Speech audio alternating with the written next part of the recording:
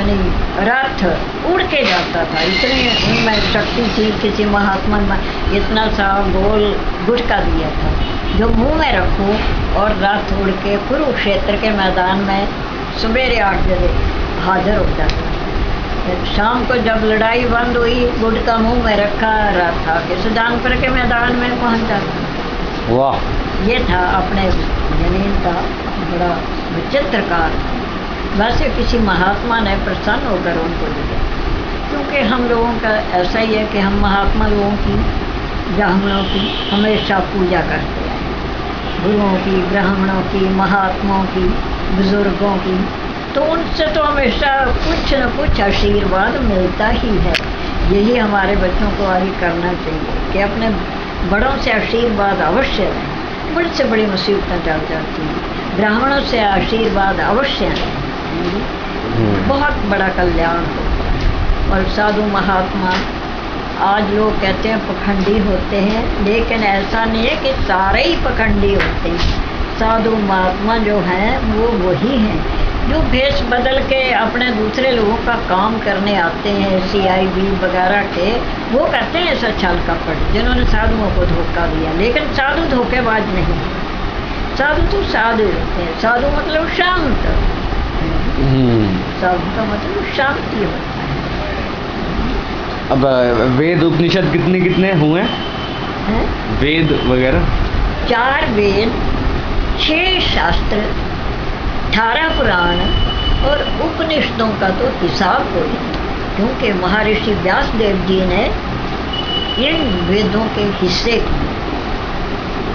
यानी कलयुग आने पर इनको कौन पढ़ सकेगा? एक एक वेद तो इतना मकान के बराबर, तो इनको कौन पढ़ सकेगा? तो हम लोगों की भलाई के लिए छोटे छोटे हिस्से कर दिए हैं, लेकिन हम लोग ही इतने कमज़ोर पड़ गए हैं कि अब उन हिस्सों को भी नहीं पढ़ सकते और दूसरों के पीछे चलते हैं। ये आ गया, वो आ गया, चलो भाई उसे मत्था टेको, ये लो, ये चढ़ाओ, वो करो। ये हमारे शास्त्र का नहीं है, ये उल्टा है। ये ऐसा होने से धर्म का नाश हो जाएगा, ऐसा लिखा हुआ है हमारे शास्त्र। और इसके बाद धर्म नाश होने के बाद फिर कलयुग का अपना ही राज, जो महाराज परीक्षित जी से, परीक्षित तो लगे थे कलयुग को मारने, पर राजे लोग बड़े दया धर्मी होते हैं, पर महाराज परीक्षित तो थे ही एक महान।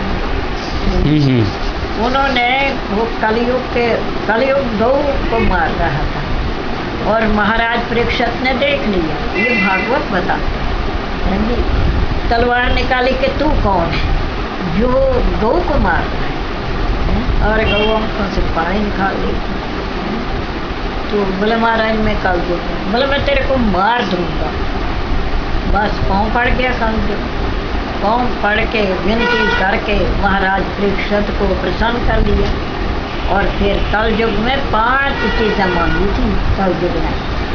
अब वो 5 शराब है, जुआ है जी, और ये रंडीबाजी है, और ऐसे ऐसे जो दुष्कर्म हैं, सोना है जी, ये जो है सब अपवित्र कर्म जो है, ये 5 कल युग 4 दिए थे महाराज ने, तो 5वां फिर मार हैं जी।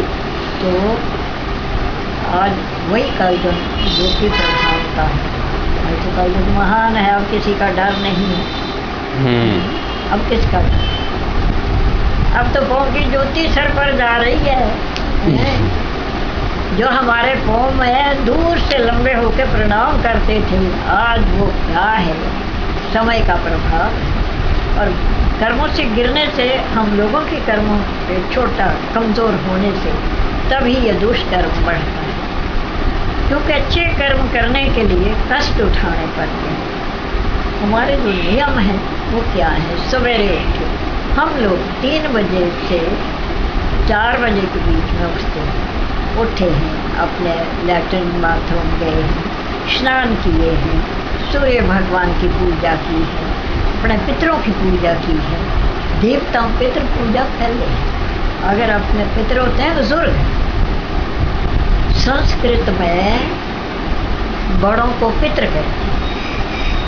तो हमारे जो पितर हैं अगर उनकी हम वंदना, हमारे कुल का रिवाज है, सवेरे उठ के अपने बड़ों के आगे सिर झुकाते हैं, उनसे हमें वो मुंह से फिटे मुंह बोला लेकिन दिल से शाबाश मिलती है, आशीर्वाद मिलता है। अगर लड़ाई झगड़ा भी है तो बड़ों के पाँव में झुको, कभी नुकसान नहीं, फायदा ही फायदा होगा, सारे रास्ते खुले होंगे, तुम्हारे कुछ भी नहीं है।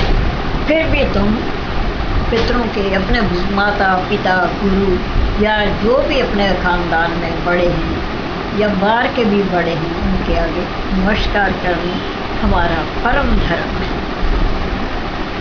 और फिर देव पूजा, कुल देवता, गौ देवता, स्थान देवता, इष्ट देवता, प्रधान देवता, महान देवता, इन देवताओं की पूजा करनी। चूल्हे में अग्निहोत्र औती जरूर दें, जब खाना बने उसके बाद औत लगाओ, औती लगाने के बाद फिर 5 जगह भोजन दो, गौ, ब्राह्मण, कुत्ता, कौवा, चिड़िया, 5 ये जगह भोजन रख के वो दान करके फिर भोजन कर। हमारे कुल की प्रथा बता रही है जिससे हमारा कल्याण हो। हाँ, विष्णु चिड़ी ने कन्या का पूजन, ये रखने के बाद कन्या पूजन करने के बाद फिर हम भोजन कौन है? ब्राह्मण। हमारे घर में तो पहले ब्राह्मणों की पूजा, कंजकों की पूजा, उसके बाद भोजन जब करते हैं तो 5 ये ग्रह रखते हैं, इनको 5 तो बेटा इन कर्मों के करने से हम कभी गिरते हैं, चढ़ते हैं, लेकिन इनके लिए अब टाइम भी नहीं। ये बहुत बड़ा कर्म है। चलो, शिव पुराण की महिमा बताएं। शिव पुराण की तो महान महिमा है बेटे। ये जो इसमें आता है वही शिव में भी आ जाता है, पुराणों में तकरीबन थोड़ा ही फर्क होता है। अच्छा। कोई बात नहीं होती है, नहीं तो तकरीबन ये एक दूसरे की, क्योंकि कहानी तो हमारी वही है, विष्णु की कहानी है, राम की कहानी है, कृष्ण की कहानी है, गुरुओं की कहानी है, वही गुरु हैं वही, लेकिन इनके नियम जो हैं या इन्होंने जो ऊंचे से ऊंचे कर्म किए हैं जी, या भला किया है, यज्ञ किए हैं, वो हमारे एक दूसरे में ज़रा अलग हैं। कितने बड़े बड़े गुरु, साफ लिखा है जी शिव पुराण में, भागवत में, शिव पुराण में जानो कि ऐसे ऐसे कलयुग आएगा। और ये जो हमारी पूजा वगैरह है, जो हम पूजा करते हैं ना, अब इसको क्या बोलते हैं, कर्म कांड, बंद कर दो। लेकिन जिसने ये कर्म कांड शुरू किया, क्या वो बेवकूफ थे? वो कौन थे? जिन्होंने ये कर्म कांड शुरू किया था वो कितने महान थे? हिंदू। और अब जो इसको काटते हैं वो क्या है? सफ़ेद कपड़े पहनने जानते हैं, रोब डालने जानते हैं, एक दूसरे को दबाना जानते हैं, लेकिन प्यार का घूंट पीना पिलाना नहीं जानते। राजनीति तो जो कुछ होता है दूसरे का भला करने से, जब दूसरे का भला हम करेंगे तो हमारा भला तो अपने आप ही हो जाएगा, हमें अपने बारे में सोचने की ज़रूरत ही नहीं। बड़े बड़े लोग हैं, बड़े बड़े ये साधु सन्यासी कैसे हो जाते हैं? ये कई घर से मजबूर भी होते हैं, कई दुखी होते हैं, लेकिन कई परोपकार कि हम देश की सेवा करेंगे, देश का भला करेंगे, देश के बारे में भजन करेंगे, जिससे अच्छा होगा, कल्याण होगा, सबका कल्याण उसमें अपना।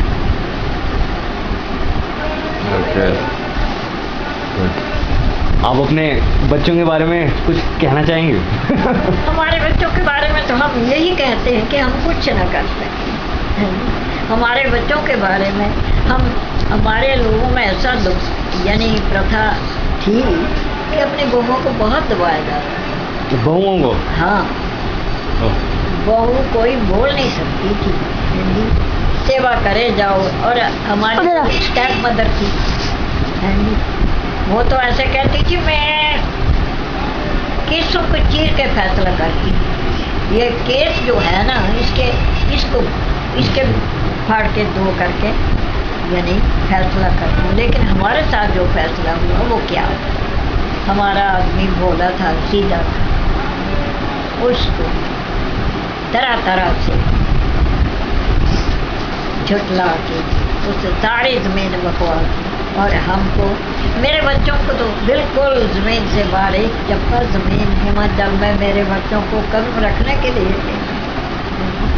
फिर भी मैं ये सोचती हूँ कि भगवान दुनिया में है, इंसाफ भगवान करते हैं।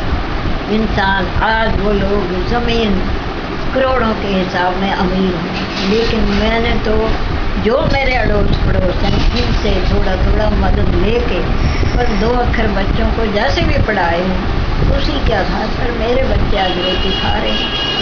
नहीं तो जो इंसाफ मेरे घर वालों ने मेरे साथ किया था, मेरी सौतीली सास ने किया था, या उसके एक आध बेटे ने किया था, सब बेटों ने नहीं, एक आध बेटे ने किया था, उसके आधार पर हमें दुनिया में कोई ठिकाना नहीं था। न हम मेरे बच्चे पढ़ सकते थे, न कोई नौकरी कर सकते थे, लेकिन ये तो मैं उस प्रभु की कृपा समझती जिसने मुझे अपनी शरण में लगा। वो महामाई की कृपा सौंपी थी, जो मुझे 3 बजे उठा के अपने मंदिर में बुला लेती थी। कई दफ़ा रास्ते में मिल जाती, कई दफ़ा कई कृपाएं करी इस माता ने, जो मैं जन्म जन्म इस माता की देनदार हूँ। आज भी मैं यही चाहती हूँ मेरे बच्चों में हर एक बच्चा जो ईमानदार, सेवादार, सबका भला करते, सब अच्छे कर्म करें। जो बच्चा कमज़ोर है उसके लिए मुझे बहुत चिंता है। आज मंदिर में रोई हूँ ना मैं, क्यों? मेरे प्रभु हैं, वो निर्णय करते हैं, वो सब कुछ देते हैं। उनसे दूर रहने वालों के लिए मुझे रोना पड़ता है कि उस प्रभु से दूर कोई ना रहे। जो भी है शंकर भगवान की शरण पर, माँ भगवती, जगदम्बा, पार्वती, सती, सीता सावित्री, उनके गुण हमें लेने चाहिए, उनकी कृपा हमें लेनी चाहिए। दुनिया के नशे विषय रंग बिरंगे इनमें नहीं भटकना चाहिए। हमें एक दिन ये सफ़र है हमारा, कितने साल करके भी आखिर हम मिट्टी में मिलेंगे। हमारा कर्म ऊंचा होना चाहिए, किसी को बुरा नहीं बोलना, बुरा सोचना नहीं किसी का, क्योंकि किसी का बुरा सोचेंगे तो हमारा खुद का बुरा होगा। तो हमें रोना इस बात का है कि कोई बच्चा हमारा भगवान की कृपा के बाहर ना जाए। या हम दुनिया से नहीं बोलेंगे, अपने उस प्रभु से बोलेंगे। हमसे क्या अपराध है जो हमारे बच्चे आपकी शान से दूर जाए? क्यों जाए? अब एक ही लड़की है जो भगवान की शान से भागती फिर रही है। क्यों? भगवान न्यायकारी है, हमारे कर्म का फल देते हैं। हम कर्म नहीं कर सकते। कर्म करो शुभ जगत में, अर्पो मेरे नाम, अंत समय मुक्ति मिले, आवे मेरे धाम। सर्वधर्म को छोड़ तू शरण हमारी आए, जो मेरी शरणी पड़े ताके दुख न थाए। धर्म तजो संशय सभी, करो युद्ध की तान, योद्धा सब मरे हते, लड़ पारख ले बाण। ये श्री कृष्ण भगवान अर्जुन